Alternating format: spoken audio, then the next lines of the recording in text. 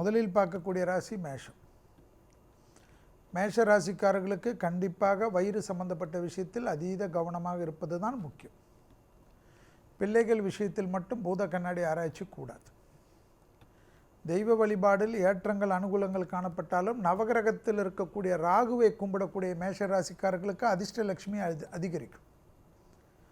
தொலைதூரத்தில் பயணங்கள் அனுகூலத்தை தரும்.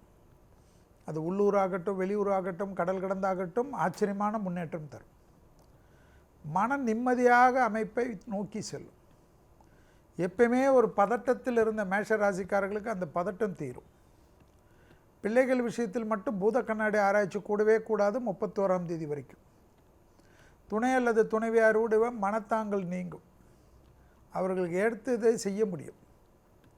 உத்தியோகம் சார்ந்த விஷயத்தில் இருந்த பாதிப்புகள் பரிபூர்ண நிவர்த்தி ஏற்படும். தாய் வழி உறவு தந்தை வழி உறவு மேன்மையடையும். சுபகாரிய தடைகள் சிறிது காணப்பட்டாலும் குலதெய்வத்தை பிரார்த்திப்பதன் மூலியமாக அனுகூலம் காணப்படும். நிலம் சம்பந்தப்பட்ட பூமி சம்பந்தப்பட்ட விஷயத்தில் மிகப்பெரிய ஏற்றம் ஏற்படும். அதிலிருந்த பாதிப்புகள் நிவர்த்தி ஏற்படும். உத்தரவாதத்துடன் எடுக்கக்கூடிய முடிவுகள் ஆச்சரியத்தக்க முன்னேற்றத்தை தரும். தொடர்ச்சியாக காணப்பட்டிருந்த பலவிதமான சங்கடங்கள் பரிபூர்ண நிவர்த்தி ஏற்படும். அதேபோல் நீண்ட நாட்களாக இருந்த மனத்தாங்கள் தீர்வது, குடும்பத்தில் அந்யோன்யம் அதிகரிக்கும். தாய் வழி உறவு தந்தை வழி உறவு மேன்மையடையக்கூடிய அற்புதமான காலகட்டம். புதிய முயற்சிகள் வெற்றி திருவினையாக்கும். அந்த முயற்சிகளில் ஆனந்தம் ஏற்படும்.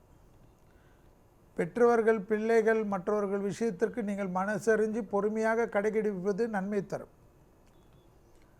புதிய முதலீடுகளுக்கு உண்டான அற்புதமான காலகட்டம்.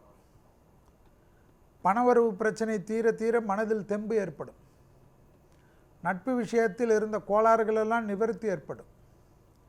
எல்லாவற்றிலும் சமாளிக்கலாம் என்ற நம்பிக்கை மேஷராசிக்காரர்களுக்கு இந்த 15 நாட்கள் ஏற்படும்.